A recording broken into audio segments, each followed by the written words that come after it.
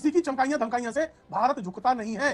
भारत संप्रभु है, भारत अपनी शर्तों पर कौन क्लासेस दे रहा है, कौन आप लोगों को ये एजेंडा और ये प्रोपेगेंडा और ये नैरेटिव आगे बढ़ाने के लिए क्यों ना माने कि चाइना में जो अंबानी वापस लेकर आया चीन को, उसका दबदबा बना हुआ था। हम क्यों ना माने जो अडानी ने ड्रैगन पास के साथ जो हर जगह आप लोग जो कुछ नहीं मिलता है तो आपके ये आपकी फेवरेट दुश्मन मुझसे लड़ा है और यहाँ पर आप अपना एजेंडा चलाई जा रही हैं। वाजपेयी जी, मतलब अपना चीजें उससे दूरी बना लीजिए, निगाह दूरी बना लीजिए। आप तो रिस्क लेकर कांग्रेस में चली गई हैं, कोई बात नहीं, रिस्क आप लोग हर जगह पर ये उद्योगपतियों को आपको मतलब हर चीज में आपको सिर्फ यही नजर आता है। ऐसा कीजिए आप लोग ना कोई स्क्रिप्ट, ये जो स्क्रिप्ट है इस पर मूवी बना लीजिए, है ना, आप लोग मूवी बना लीजिए। 8 बजे रात को आके बड़ा specific categorically crystal clear statement दिया है, टॉक और टेरर नहीं चलेगा। ट्रेड वॉर किसका है?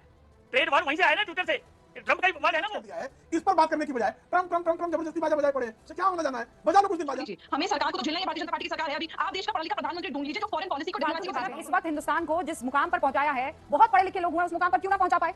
ये आप फिर आप, मैं कह रही हूँ इस आदमी से दूरी बना ले कांग्रेस, ये जो भी आइडिया दे रही है। जय श्री राम दोस्तों, कैसे आप? आई होप सारे स्वस्थ होंगे और मस्त होंगे। तो आज का वीडियो काफी जबरदस्त होने वाला है, वीडियो पूरा बने रहना क्योंकि आज के वीडियो में आज की डिबेट में कांग्रेस की नवनियुक्त प्रवक्ता निगाहत अब्बास की हालत देखने लायक थी। कांग्रेस की चर्चित प्रवक्ता सुप्रिया श्रीनेत, जो अक्सर अपनी तीखी और आपत्तिजनक भाषा के लिए सुर्खियों में रहती है, की शिष्य बनकर आए निगाहत अब्बास ने जैसे ही डिबेट में डोनाल्ड ट्रंप को लेकर प्रधानमंत्री नरेंद्र मोदी और केंद्र सरकार पर हमला बोलने की कोशिश की, उनकी तैयारी और समझ दोनों की पोल खुल गई। निगाहत अब्बास कांग्रेस की वही घिसी पिटी स्क्रिप्ट लेकर आए थी जो तथ्यों से ज्यादा शोरगुल पर आधारित होती है, मगर जैसे ही उन्होंने अपनी बातों में प्रधानमंत्री मोदी के बारे में बेसिर पैर की बातें कहनी शुरू की, बीजेपी के वरिष्ठ प्रवक्ता प्रेम शुक्ला और एलजेपी के अरविंद कुमार वाजपेयी ने उन्हें तथ्यों और तर्कों के साथ ऐसा जवाब दिया कि पूरी डिबेट में उनकी बोलती बंद हो गई। दोनों ने साफ तौर पर समझा दिया कि जिस शैली की ट्रेनिंग लेकर वह आए हैं, यानी सुप्रिया श्रीनेत की ऊंची आवाज और व्यक्तिगत हमलों वाली शैली, वो अब जनता के सामने नहीं चलने वाली। उन्होंने कहा कि डिबेट में हिस्सा लेने का मतलब तथ्यों और मर्यादा के साथ चर्चा करना होता है, न कि गाली गलौज और चीख पुकार के जरिए ध्यान खींचना। इसके बाद मोर्चा संभाला रूबिका लियाकत ने।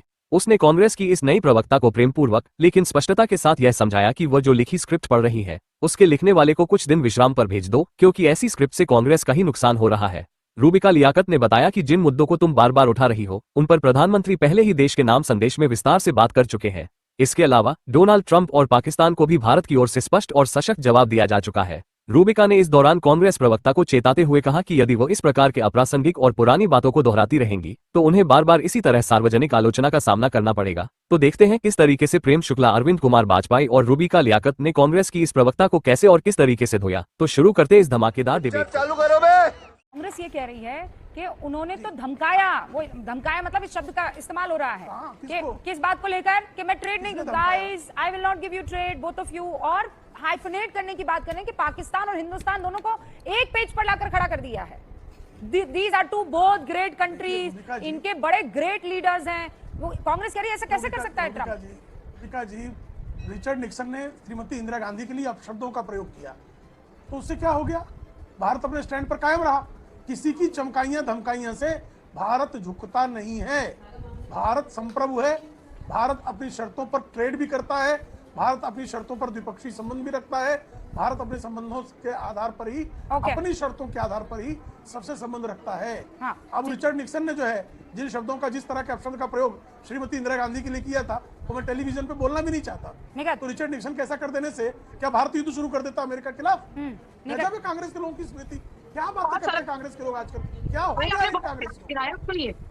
इतिहास गिनाया, लेकिन हाल ही की बात मैं कर रही हूँ। मैं तो ये जानना चाहती हूँ कि क्या आप डिप्लोमेसी भारत की व्हाइट हाउस और ट्रंप और जो अमेरिकन है उनके ट्विटर हैंडल से चलाइएगा भारत की डिप्लोमेसी? क्योंकि पहले उनको पता चल जाता है कि सीज फायर होने वाला है, बाद में भारत यहाँ पर प्रेस कॉन्फ्रेंस करता है। पहला सवाल। दूसरा, चलिए छोड़िए, आपने यूएस पे तो जवाब देना ही नहीं, मुझे मालूम है नहीं दे पाएंगे, आपकी मजबूरी। आप मुझे ये बता दीजिए, सीज फायर आज अनाउंस होता है, सीज फायर हो जाता है, सीज फायर के बाद उल्लंघन होता है, शेलिंग शुरू हो जाती है, तुरंत एक ट्वीट आता है एएनआई का कि अजीत डोभाल साहब ने चाइना से बात करी, और बात करने के बाद उन्होंने बोला कि हमें तो यहाँ पर शांति चाहिए, हमें कुछ नहीं करना है, हमें वॉर, हमें टेररिज्म के खिलाफ आवाज उठानी। बिल्कुल सही। ऑल ऑफ अ सडन 1.5 घंटे बाद शेलिंग बंद भी हो जाती है। तो हम क्यों ना माने कि चाइना में जो अंबानी वापस लेकर आया चीन को, उसका दबदबा बना हुआ था? हम क्यों ना माने जो अडानी ने ड्रैगन पास के साथ जो तेरा बाप यहाँ छोड़कर गया था कि तेरी माँ?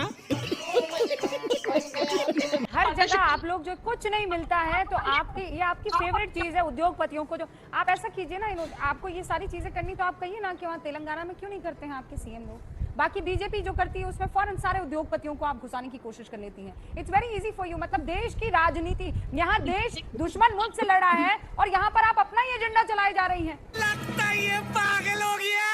वाजपेयी जी, मतलब आप लोगों को कौन क्लासेस दे रहा है, कौन आप लोगों को ये एजेंडा और ये प्रोपेगेंडा और ये नैरेटिव आगे बढ़ाने के लिए कह रहा है? भाई साहब, वो बहुत खतरनाक चीज है, उससे दूरी बना लीजिए, निगाह दूरी बना लीजिए। और आप तो रिस्क लेकर कांग्रेस में चली गई हैं, कोई बात नहीं, रिस्क लेकर गई हैं, पर please calculate it properly. Arvind Vajpayee ji, Rubika ji, पहली बात तो बहुत अच्छी बात आपने बोली, देखिए, आपने बहुत ऐसा अच्छी है। मित्र हैं। कोई रिस्क वाली बात यहाँ पर करी नहीं, ना अपनी ना किसी और की। उस पार्टी के साथ हो तो देश के संविधान को बचाने की कोशिश में लगातार करा है, क्योंकि इन्होंने तहस नहस अरे कर पर रखा है। आप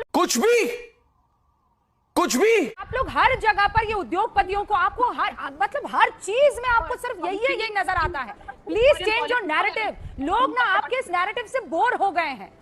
बात तो सही है। यहाँ इतना बड़ा देश ने इस वक्त वातावरण देखा और झेला है, और आप यहाँ पर भी ये आ गए, इसको पोर्ट बेचना था, उसको खरीदना था, इसके पीछे। अरे भैया, ऐसा कीजिए आप लोग ना, कोई स्क्रिप्ट, ये जो स्क्रिप्ट है इस पर मूवी बना लीजिए, है ना? आप लोग मूवी बना लीजिए। ये स्क्रिप्ट राइटिंग जो आपकी चलती है ना, और आपका स्क्रिप्ट राइटर से लेकर भैया आप लोगों का नैरेटिव सेट करने वाले से लेकर, इसको कहिए थोड़ा जाए छुट्टी पर, कहीं पर अपना दिमाग साफ करके क्लीन करके आए, और फिर आप लोगों को राजनीति का ज्ञान दे। ये जो भी है ना, ये बहुत खतरनाक आदमी है। मैं नहीं मानता। अरविंद वाजपेयी जी, देखिए रूबिका जी, मेरा बड़ा सीधा मानना है, ये इतना संवेदनशील विषय है कि इसका पोस्टमार्टम करने की जरूरत नहीं है। ये विषय कोई आम विषय नहीं है, ये युद्ध से रिलेटेड विषय है।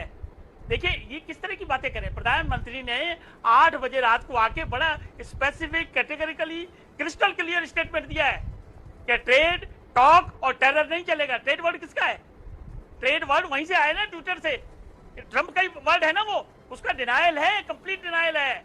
लेकिन प्राइम मिनिस्टर की बात इनको हजम नहीं होती है, उसकी बात मानने को ये तैयार नहीं है।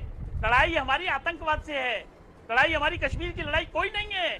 पीओके पे बात होगी, लेकिन पीओके हमारा है और बाइलेटरल है। ये तो बार बार तय किया गया है। कोई उसको बाईपास न करने की नियत रखता है, ना कोई कर रहा है बाईपास, लेकिन ये जानबूझ के राजनीति करना चाहते हैं। इनको तो ये अभी तिरंगा यात्रा निकालनी शुरू की है, उस पर भी ऐतराज हो जाएगा। पूछ लेते हैं अजीज खान साहब, तिरंगा यात्रा निकल रही है, कोई ऐतराज? मुझे तो लगता है आप लोगों को भी तिरंगा लेकर निकलना चाहिए साथ में। ये अकेले बीजेपी का है क्रेडिट ले? सर्वदलीय बैठक में ये डिसाइड हुआ था ना। आप भी निकलिए सर तिरंगा लेकर, और सबसे आगे निकलिए। काहे ओनली बीजेपी?